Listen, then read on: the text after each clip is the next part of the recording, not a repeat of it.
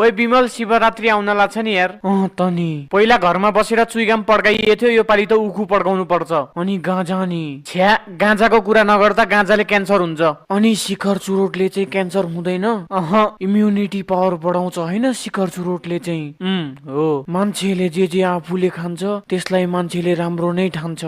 सही भनिस्। फोक्सोलाई दुइटैले ड्यामेज गर्छ, गाँजाले थोरै गर्ने मात्रै हो। ए त्यस्तो हो भनेपछि अबबाट गाँजा खानु पर्ला।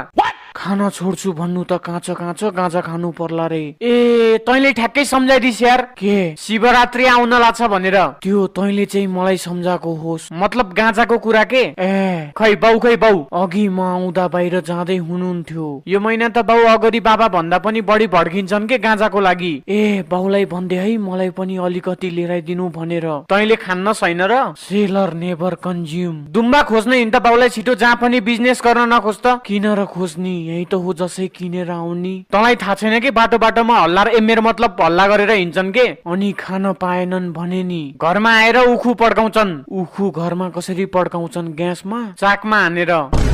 तर किन हो र त्यस्तो खानै पर्ने? भगवानको चिन्ह हो रे, भगवानको प्रसाद हो रे, के हो के भगवानले नै डुबाइरहेछ तेरो बाउलाई। अनि मेन त त्यो काल बाबा प्रतिको विश्वासले गर्दा हो कि बाउको सोच बिग्रिएको। विश्वासले सोच बिगार्छ पनि सपार्छ पनि। म चाहिँ गएँ यार बाउलाई खोज्न। ल हिँड।